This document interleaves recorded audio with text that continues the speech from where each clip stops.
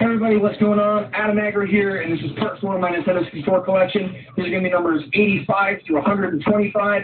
So if you haven't seen my previous videos for the Nintendo 64 collection, they're going to be right up there. Go ahead and check them out, parts 1, part 2, and part 3. Right there. We're going to get started on part 4 right now. First game I got for you is Aero Gauge. Awesome racing game. I really like it because one of the unlockable cars is a Nintendo 64 controller.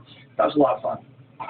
Asteroid 64 or Asteroids Hyper 64 or Hyper Asteroids, whatever you want to fucking say. Not exactly what I expected, but is really true to the original Asteroids games. If you're a fan of the Asteroids franchise and playstyle, it's going to be one to get for sure. Body Harvest, it's a little boring, a little lackluster. You got a nice open world feel, but there's really not a whole lot to do, and it's really slow going, in my opinion.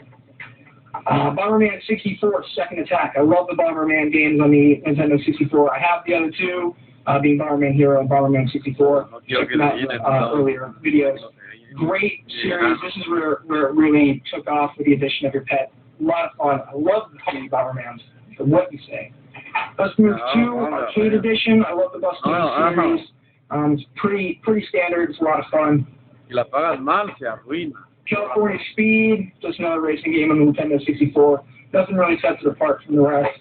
Could have tighter controls, but it doesn't. It's not really arcadey either. Castlevania or Castlevania 64. I had to have this for the collection because I eventually want to get all Castlevania games. It's a lot of fun, but it's kind of cryptic and hard to learn. Here is Chameleon Twist 2. I have the first one in an earlier collection video. Great game, great platforming. Some puzzle elements thrown in there. A lot of fun. Can't really go wrong with Subsoft. Conker's Bad Fur Day. There. I have it. I fucking have it, YouTube. There it is. Conker's Bad Fur Day. I was waiting for a price I wanted to pay for it, and that price wasn't $30 or $40. That's all I'm going to say about it, so you can go ahead and suck it. Duke Nukem 64. Happy I got a working copy of this game. This is the hardest game to find in good condition I've ever fucking looked for any system ever. I don't know why. It's beat the shit. Here is Duke Nukem 0 Hour. This is when they went to the third person mode. It's not great for the Duke Nukem franchise, but that's fun multiplayer. Here is Earthworm Jim 3D, Rockstar's attempt at completely fucking Earthworm Jim. It's not great. It's not horrible, but it's not Earthworm Jim. Extreme G, I have Extreme G in an earlier collection video, so I want to round out the collection. And, fast-paced racing game, good stuff. Fire Destiny 2, this is the sequel to Fighter's Destiny. I didn't realize that when I bought it. I was just like, hey, a black card I don't have, and picked it up. It's a pretty intense head-to-head fighter, lots of weird mechanics in it. Fighting Force 64, I was a big fan of this on the PlayStation, but the loading time is just sucked ass. So I got it in cart format, and it is a lot better. And I also have the box instructions for that. It's one of the few actually complete Nintendo 64 games I have. I'm trying to complete 64 games down here. Unfortunately, like the best part about Fighting Force is the multiplayer. Fighting Force 2 on Dreamcast, no multiplayer. What the fuck? Stupid. Gauntlet Legends, not the best edition of Gauntlet Legends, but I'll probably get the Dreamcast one as well, because in my opinion, that's the superior one. But this is great, a lot of fun, hours and hours and hours and hours of gameplay. Amazing. Here is Goemon's Great Adventure. Se cayó el cabeza. I have all the Goemon games released in America. This is great 2D action game. It's amazing. Amazing. You choose characters, multiplayer, everything you want and more. Hydro Thunder. This is great on the Nintendo 64. I love it a lot. Great racing game, fast-paced, a lot of fun. Evia. Here is Killer Instinct Gold. Pretty good head-to-head fighter game. Obviously, it's not on par with the original Killer Instinct or the arcade version, but it's a lot of fun nonetheless. Here is The Legend of Zelda: Majora's Mask. This is the standard edition. It's a gold card for the standard edition. That kind of threw me off when I bought it.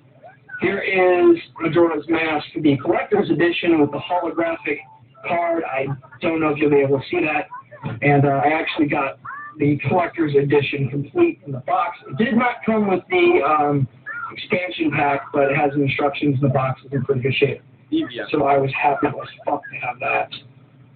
Here we have Road Runner 3D, pretty cool puzzle game, action-oriented, pretty good.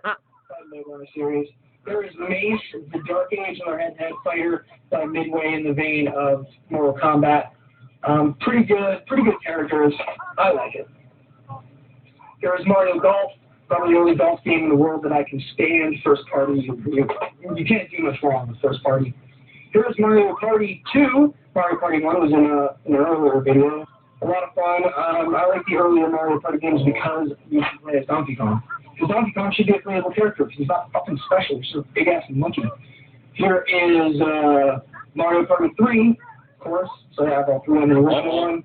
Same deal with that. Like, the mini-game started being not so good at that point, though. Here is Mortal Kombat 4. I love Mortal Kombat 4. This is my favorite Mortal Kombat game ever.